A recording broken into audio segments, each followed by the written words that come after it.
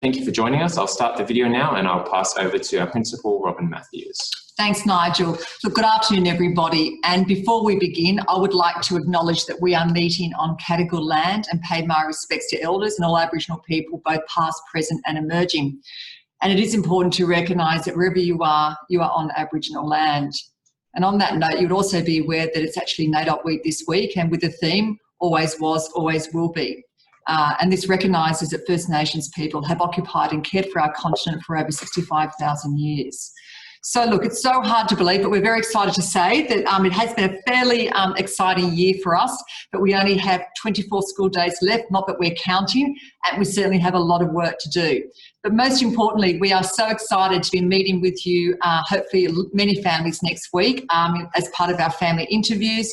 And also we have Orientation Day coming up on the 1st of December. Now today you would have received an email with two really important documents attached. The first one is about the educational precinct and also about Year 7 camp for 2021. So if you can, it'd be great if you could fill those out next week, bring those along to the family interviews and also to Orientation Day, but also they'll be available for you to fill out as well, so no problems there. Look, before I hand over to Chris and Nigel, I'd just like to mention a really exciting part about our school. Who would believe that our tower is nearly finished? We are looking hopefully by completion by the end of November. It is so exciting to see those incredible learning spaces. So I know that we're all really, really thrilled to be so honoured to be in these spaces. And I know that we've got some really exciting activities planned for everybody, including you, and particularly for your children to begin their journey for 2021 at Inner Sydney High School. So I know Chris is very keen to talk about sports. I'll hand over to you now to outline our sport for 2021. Well, I think it showed in the chat and in the Q&A of the last Zoom session that it was something that was really of interest. So we wanted to be responsive to those needs. Obviously, thank you everyone for taking the time to ask the questions. And I know that Nigel will be bringing up the presentation shortly because we thought there might be some infograms that might sort of informational diagrams that might allow you to actually see a little bit about the structure. So if we just sort of move into the first little bit, I know that some families will be familiar with the fact that at CHS level, New South Wales CHS level, that is the combined high schools level. So that is all public schools, both primary and secondary in the state.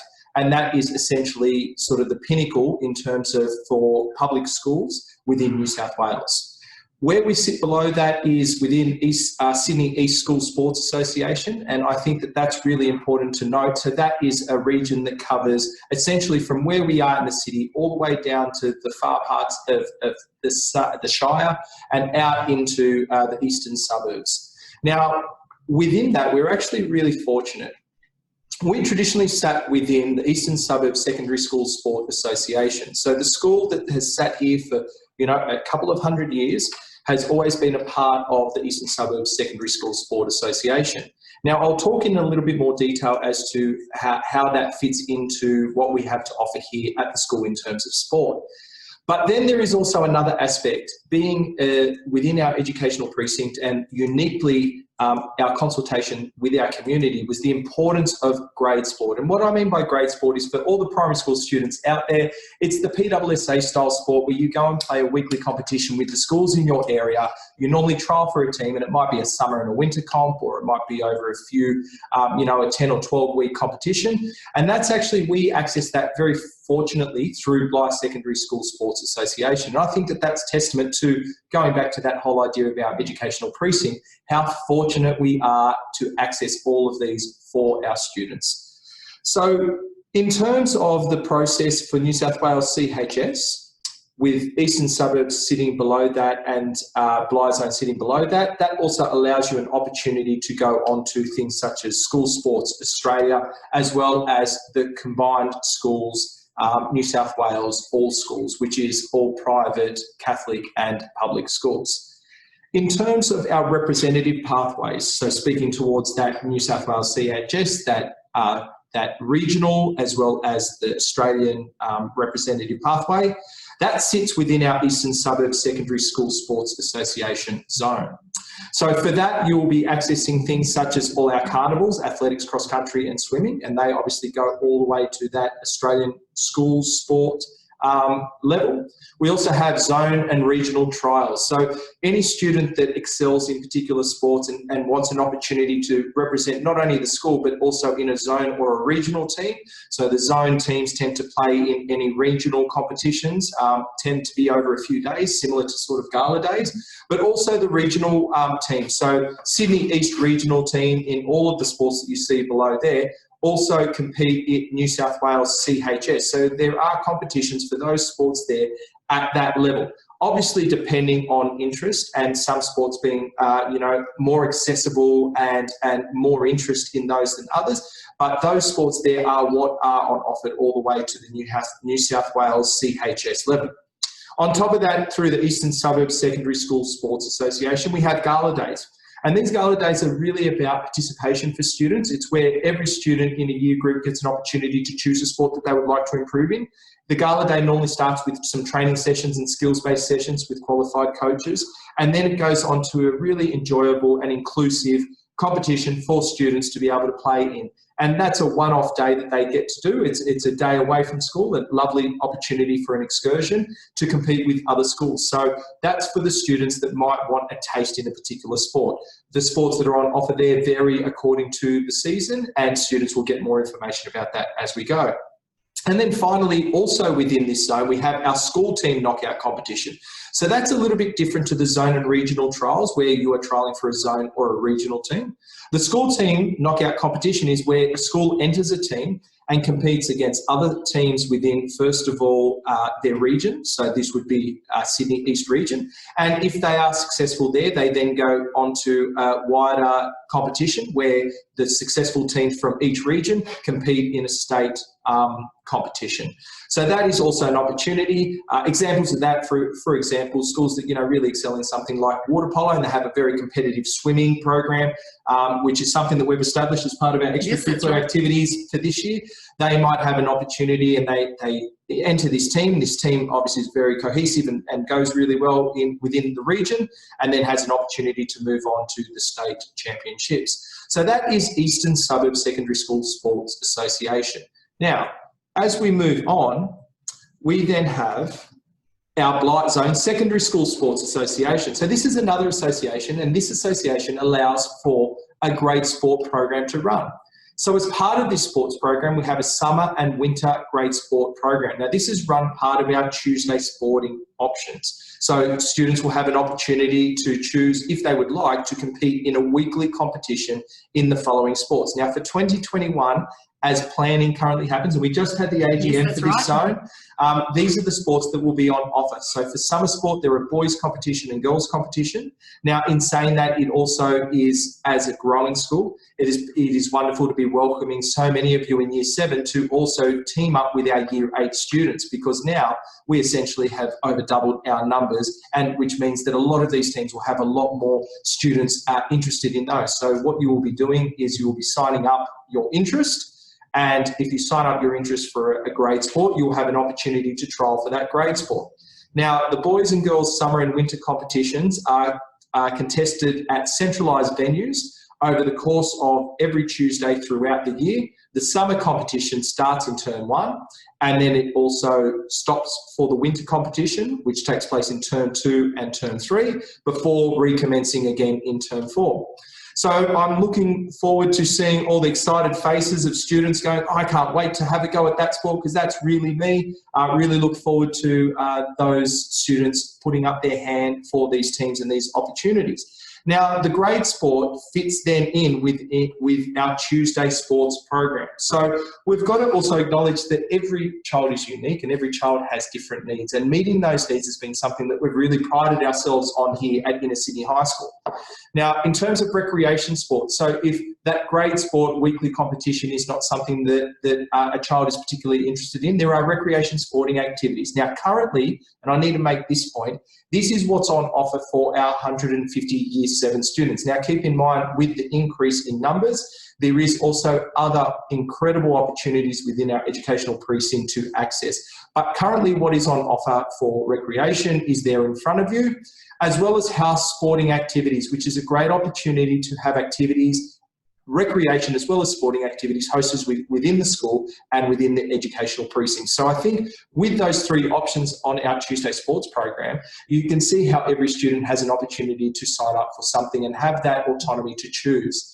And then obviously that then gets supplemented with our incredible extracurricular opportunities. And I think it's really important to note that obviously we have spoken about some of those opportunities, but as we respond to the needs of our school, these opportunities continue to grow.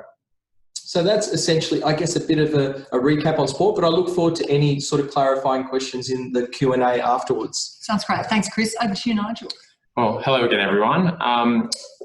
As this next part really was part of the genesis of it was last week, we got a few questions on technology. So I thought it might be something you guys are interested in. I actually brought in an example because I know there was one family in particular which were interested in which model of device we were getting. I can read it at the back. It is a Latitude 3190 2-in-1. It looks something like this, and this is the device that is stored at our school in our charging stations, and students are assigned a one-to-one device and they are responsible for it during the day. They pick it up in the morning and then they drop it off to charge overnight. So that was just the physical device there, but I thought I might also take the opportunity to show you some of the things that you'll be doing with us next year as part of our curriculum model, because it's really important to note that we don't use the laptops for the sake of using laptops. They're not just paperweights on top of books. Really, it's part of our whole educational model with the use of Teams and the use of OneNote. So I'm going to show you a few things by sharing my screen for you guys to get excited about and embrace the opportunity about learning all of these things. We will actually have an orientation week at the beginning of 2021 where we'll very explicitly go through some of these skills with all of the students to make sure that they can really engage with all of the learning that we do. So without further ado, let me just have a share of my screen. And it's interesting too, Nigel, that those devices actually have a tablet mode and a stylus enabled. So Yeah, it's really incredibly flexible with those devices, and students we've seen use in a wide array of ways to really enhance their learning as an important tool for their learning. And remind me once I stop sharing my screen, I can show you the 360 nature of the laptop. So one of the key things that we have at our school, which we really set us up well for when we had to do remote learning, is this fully integrated thing called Microsoft Teams. So many of your families and parents might be used to this because it is a comment that we get when parents come through is, oh, that's what I use at work, is how we actually deliver our learning to our students. So Microsoft Teams, as you can see, this is an example of a class that I teach 7S Science. I am a science teacher, if I hadn't said that before. And you can see we make announcements here about what prep is due. We can add some links. If students are away, we can tag them. It's all very involved. There's a lot of functionalities. I won't give you too much information, but just to have a sense, get excited about this is the kind of stuff that we'll be using. And if you notice up at the top there, there's this assignments tab. So we often use this to share assignments with students. And there's also this class notebook. And this is a real integral part of our model here at Inner Sydney High School. So this class notebook is actually a feature of a program called Microsoft OneNote. And where it can be accessed through the Teams app, it is often more friendly to be accessed through the OneNote app itself. And this is what we will explain to students as we go along. So not to get too overwhelmed. Not to get too overwhelmed. This is just excitement building, hopefully, and to get a sense of how we do things. So you can see there's a content library here. And again, excuse the science content, never can have too much science. There's all of the topics we've done, some of the lessons that we've done, and you can even see the term and the week and the date that we've done that. And what we do is we share these lessons with all the students so that they can access it on their laptop.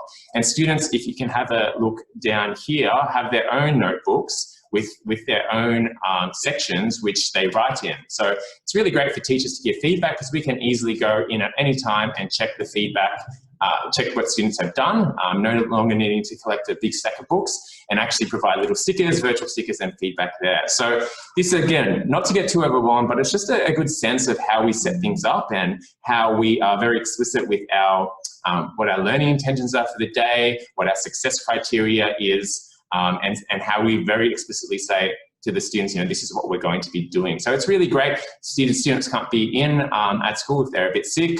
It's very easy for them to follow along at home. So that's the power of the system. And again, just to reinforce, not to overwhelm, but just to get a sense of dipping your toe into the water. And I must say, we've been very impressed with how students have embraced with both hands all of this technology, and the growth that they've had from the beginning of the year to now is tremendous. And I'm sure the leaders in Year 8 will be happy to give a lot of our Year 7s a helping hand when they come in. So before I get carried away too much, those were the two main things I wanted to show you, Teams and OneNote. I'll stop sharing my screen there, and as promised, I'll show you the flippy version of our laptop. So the tablet mode is really great because we can easily do this. Acts very much as a tablet. Battery life is great. There's also actually cameras here. So it's very easy to do filming. We've got some kids who've done photography and done little film projects on their laptop. So we have styluses that students can use as well if they want to amend things and do maths on it. So it's very, very flexible and very, very exciting.